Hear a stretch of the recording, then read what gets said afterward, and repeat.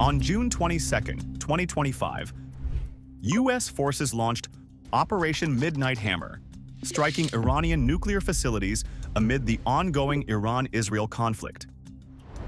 The attack was officially justified as an effort to halt Iran's nuclear ambitions. But beneath the surface, there is a deeper motive, one that stretches far beyond the Middle East.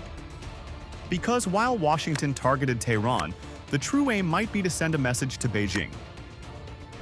Iran is vitally important to China, both as a key energy supplier and a critical geographic hub for the Belt and Road Initiative, BRI, a network of roads, railways, ports, and pipelines stretching across over 140 countries China has built since 2013.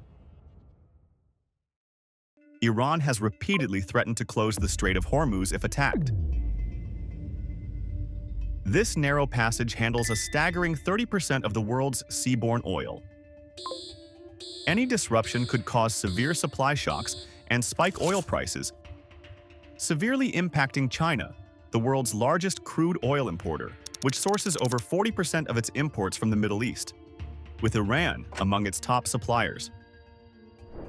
Beyond energy, geographically, Iran plays a central role in the BRI's land and sea corridors.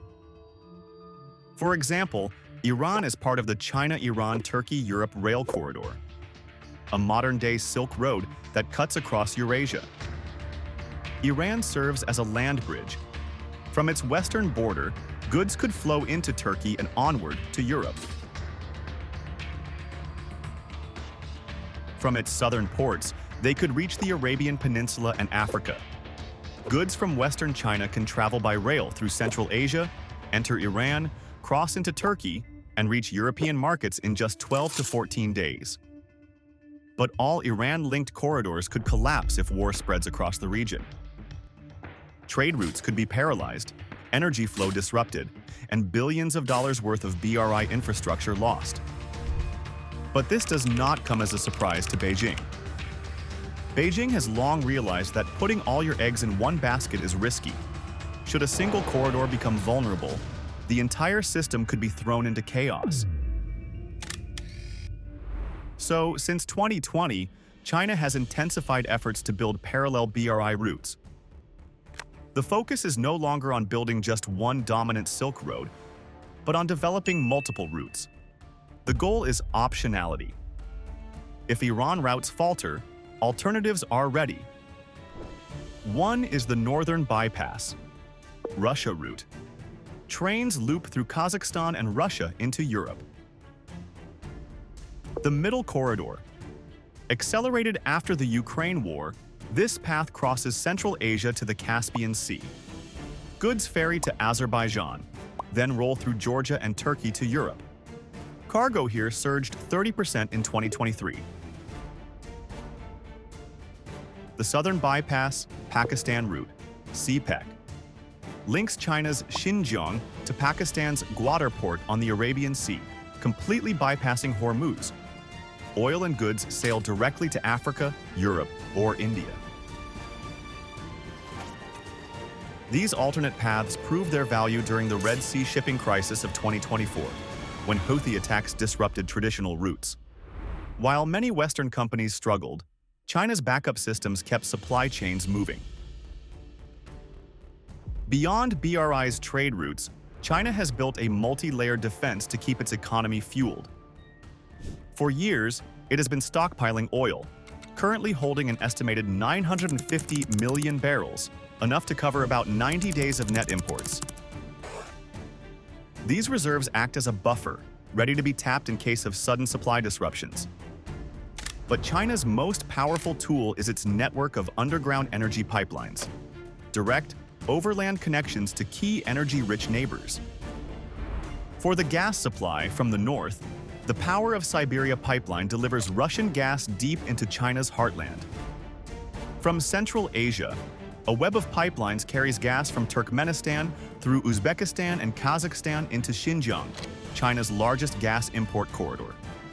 To the south, the Myanmar pipeline brings oil and gas safely overland from the Indian Ocean, avoiding dangerous waters and political hotspots. For the oil supply, 3 major land-based oil pipelines also help reduce reliance on maritime choke points. The ESPO pipeline from Siberia to northeast China, the Kazakhstan-China pipeline feeding Xinjiang, and the Myanmar oil pipeline, bringing Middle Eastern and African oil inland. Together, these pipelines form China's physical insurance policy against oil shocks, bypassing Hormuz altogether. If the Strait of Hormuz were to close, China wouldn't be left high and dry. Several strategic ports now serve as alternative entry points for oil.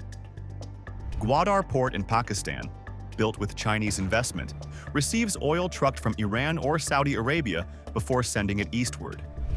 Duck Port in Oman, operated by Chinese firms, handles Iranian and Iraqi oil outside the strait. Khalifa Port in the UAE sends Abu Dhabi's oil directly to China. Meanwhile, the Arctic shipping route is gaining traction. Ice-class tankers carry discounted Russian oil and gas through melting polar passages, cutting transit time by up to 2 weeks. And in the shadows, ghost tankers, unmarked ships used to evade sanctions, continue to transport oil from sanctioned producers like Iran and Venezuela, often paid for in yuan. Yet perhaps the most forward-looking aspect of China's energy strategy is its drive to reduce dependence on oil altogether. China is already the world's largest producer of solar panels and wind turbines, and leads the global electric vehicle (EV) market, producing 60% of the world's EVs. These investments are not only reducing China's dependence on imported oil, but also positioning it as a leader in the clean energy revolution.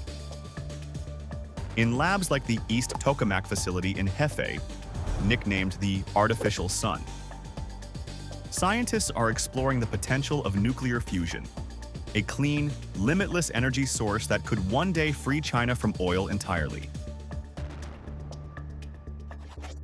The war in Iran is more than a regional conflict. It's a turning point with global consequences. For China, a nation deeply intertwined with the stability of the region through energy ties and infrastructure investments, the stakes couldn't be higher. But rather than being caught off guard, China has spent years preparing, not just for this moment, but for a future where traditional trade routes may falter, supply chains may break, and geopolitical tensions may erupt without warning. While the US chose to send a message with military force, China responded with quiet determination, reinforcing its energy security, diversifying its trade routes, investing in digital infrastructure, and accelerating its transition to clean energy.